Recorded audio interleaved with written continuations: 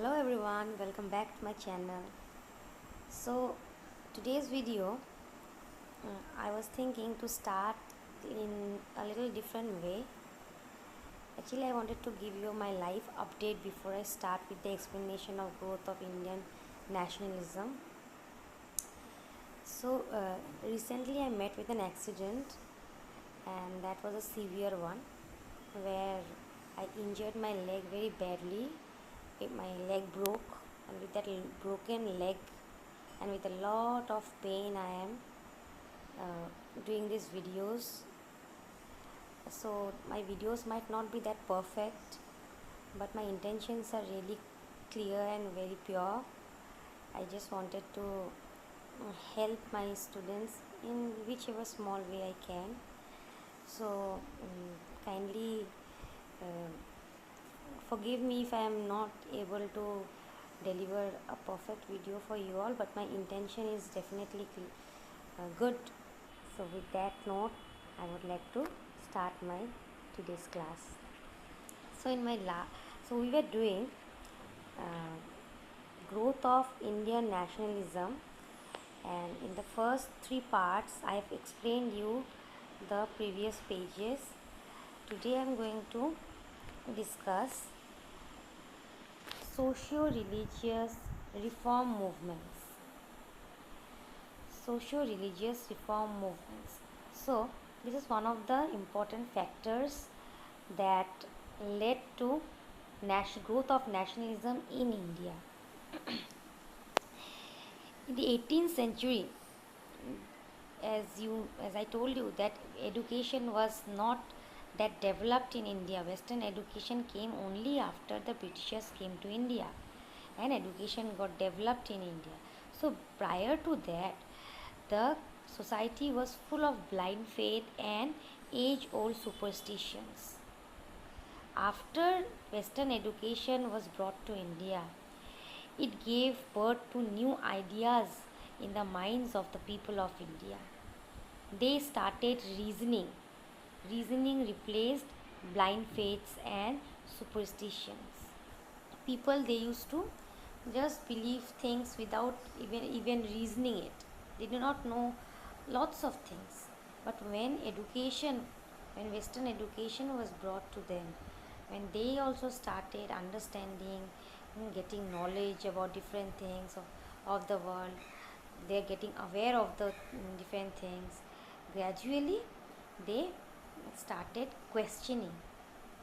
So in that way, with the help of education, superstition and social evils were replaced, and also the condition of Indian women, which was earlier there, that was also changed to a great extent with the help of education in India. Now, when we are talking about social reforms, we will have to mention the name of Raja Ram Mohan Roy. He was the propounder of Brahmo Samaj. He was born in 1772 in an Orthodox Brahmin family, which was present in the Bardhaman district in West Bengal. He laid down the foundation of the principal movements. You call it socially, religious movements, or political movements. In all spheres, he was always there to lead. His main motive was to how we can make the society better, how we can just remove the social evils and make the society or make the country a better place to live. So that was his main objective while he was fighting for the country. In 1797, the Christian missionaries had established a printing press at Srirampur Mission. The main objective of this missionary was to propagate Christianity. Two magazines were published by this Srirampur Mission Press. One was the Digdarshana and the other one was Samachar Darpan. Digdarshana and Samachar Darpan. In both these two magazines, Christianity was projected as a great religion of the world, and derogatory remarks were passed on Hinduism. Raja Ram Mohan Roy did not like this. As a result of that, he protested against this. He defended Hinduism by publishing two handwritten pamphlets. The name of those two handwritten pamphlets were Brahman Sabadhi and Brahman Missionary Sangbad. He wrote articles on Hindu religion and philosophies in these pamphlets, and at the same time he highlighted the similarities between the principles of different religions of the world, how similar they were. It was not like one is greater than the other. All religions are almost similar. Their principles are almost similar. That was what he wanted to project. He wrote that the corruptions in the Hindu religion were a creation of the later age. It was originally not there. Those little corruptions that are there in Hinduism, that was not a creation from the beginning. In the beginning there were no corruption as such, but it was created by the later age, especially by the orthodox Brahmins. With a determination to purge Hinduism of the abuses that had crept into it, he established the Atmiya Sabha in Calcutta in 1815. So in order to clear out all the allegations against Hinduism and to protect Hinduism against all these abuses, he established Atmiya Sabha in Calcutta in the year 1815. Later on, he founded the Brahmo Sabha in 1828, which was known as Brahmo Samaj later. So now from this part, children, from this part specially, assertion and reasoning might come. Like for example, assertion can be like that. Raja Ram Mohan Roy established the Atmiya Sabha in Calcutta in 1815. Reasoning might be Raja Ram Mohan Roy was determined to purge Hinduism of the abuses that had crept into it. So you need to be thorough with the lines in order to answer the assertion and reasoning, to understand the assertion and reasonings that will come in your examination. Next paragraph. Raja Ram Mohan Roy had deeply studied and reinterpreted the ancient Hindu scriptures. So he had a great knowledge of the Hindu scriptures. He deeply studied them and tried to reinterpret them. He also translated the Upanishads into very simple languages, simple Bengali languages, so that wide readers can read it and understand it. This not only contributed to the enrichment of Bengali language and literature, but also broke the age-old domination of the orthodox Brahmins over Hindu religion and literature. This means that by translating great books like Upanishads into local languages, especially in Bengali, it did not only make Bengali language richer, Bengali literature richer, but also broke that age-old domination of the orthodox Brahmins, because those were only understood by the orthodox Brahmins. They only could read them, as because most of them were written in Sanskrit language. So when he translated it into this Bengali language, it became easier for general people to understand them. Having reinterpreted the Vedas and the Upanishads, he concluded that the concept of one God was propounded by these ancient scriptures.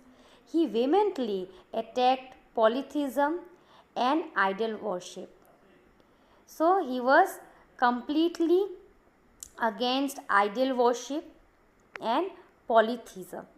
Polytheism means believing in more than one God. So he was against that. According to him, there was only one God, and he is shapeless, invisible, omnipotent and omnipresent. Means he is all powerful and he is present everywhere, but he is invisible and he is shapeless. This is what the concept according to of God according to Raja Ram Mohan Roy. So he condemned the elaborate rituals associated with the idol worship is as meaningless. Means according to him, worshipping God with all elaborate rituals was meaningless. Idol worship is actually meaningless for him, and having long rituals while worshipping God, that also was according to him meaningless. Raja Ram Mohan Roy was a multifaceted personality. Question can come in this way, no? Raja Ram Mohan Roy was a multifaceted personality. How? Explain. That means what? He was not confined into reformation of Hindu religion only. No concept of God. He explained, although he had a conception about God, he explained about that. That was one side of him. On the other hand, he was also equally interested in, or he equally contributed in social reformations and spread of education. Like he was against casteism, he was against child marriage, parda system, polygamy, and he also gave social recognition to widow remarriage and intercaste marriages. He motivated the young men of Bengal to marry widows. He was a supporter of widow remarriage and intercaste marriages. His campaign for the abolition of sati system, I think you all know about sati system, how cruel that system was against the women. So he was against that system. He tried to abolish the sati system, and that worked also. As a result of that, it was his support that convinced Lord William Bentinck to abolish sati permanently. So you can underline this. Lord William Bentinck, and from his tenure period is 1828 to 35, and he was one of the persons who abolished sati permanently. He also directed his energy for the cause of women education. So you can see so many things in the society was reformed because of Raja Ram Mohan Roy. He took initiative in recognizing widow remarriage, intercaste marriages.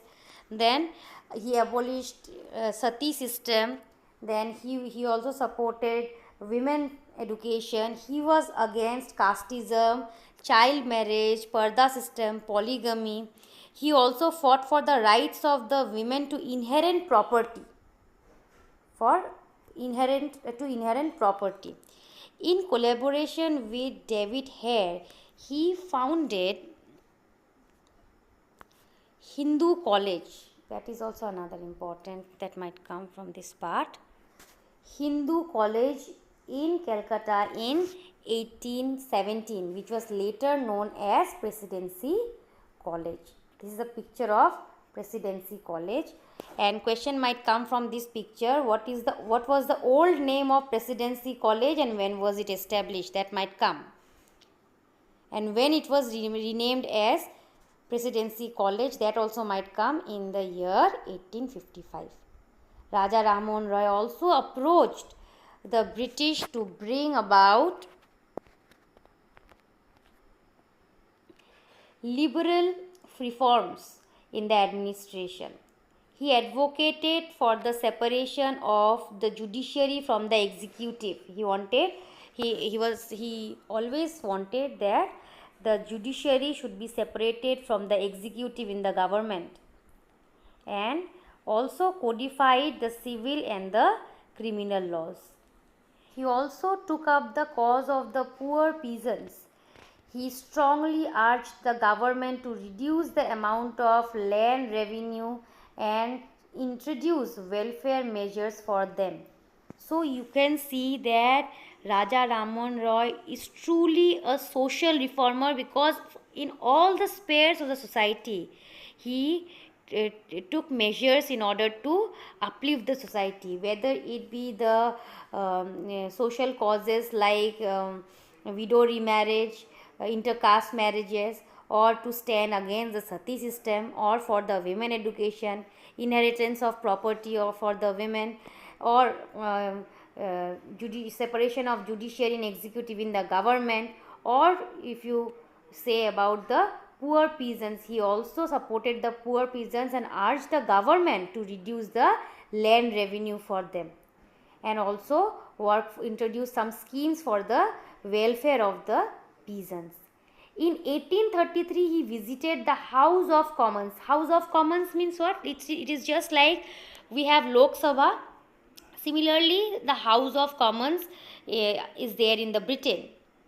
Okay, so in the British Parliament. Okay, so there he visited in the House of Commons in order to demand for the Indians, to present certain demands for the Indians. He went there in order to demand for the Indians, for the betterment of the Indians. Raja Ram Mohan Roy inspired many to work for the regeneration of the society. Amongst them, mention may be made of Dwarkanath Tagore, Prasanna Kumar Tagore, Henry Vivian Dirozio, etc. Deeply influenced by Roy, Dirozio founded the Young Bengal Association. Question might come from here also, that who founded the Young Bengal Association? Students of the Hindu College were its members. Dirozio inspired his peoples with the ideals of nationalism and encouraged them to raise their voice against all kinds of social evils and injustice. He tried to expose the vices and evils of the contemporary Hindu society, particularly the condition of the weak and the underprivileged could be seen in his poems. Bankim Chandra's Vande Mataram was also inspired by Dirozio's creation. So, in short, from this part, question might come about Young Bengal Association, who founded it and what was its main objective. It was founded by Henry Vivian Dirozio. And who was its member? The students of Hindu College, which is now known as Presidency College, was its member. And the main objective of this association was to raise voice against all social evils and injustice. He tried to expose the vices and the evils of the contemporary Hindu society, and also he highlighted the condition of the weak and underprivileged through his poems. Bankim Chandra's Vande Mataram is one which was inspired by Dirozio's creations. Raja Ram Mohan Roy is considered as the father of modern India. That also question might come from here. Okay, he tried to transform India into a modern nation in all spheres. So lots of inside questions might come from this part, Raja Ram Mohan Roy. So it's a long one. So you learn from here. The important points I have already highlighted. I hope you have understood. The video will be too long if I go on explaining you Arya Samaj and Prarthana Samaj and the later part. So we will continue it in the next video. And in case you have any doubt, you are always free to comment me. I am there to explain you. Till then, kindly like, share and subscribe to my channel. And thank you for watching. We'll meet in the next video. Bye-bye.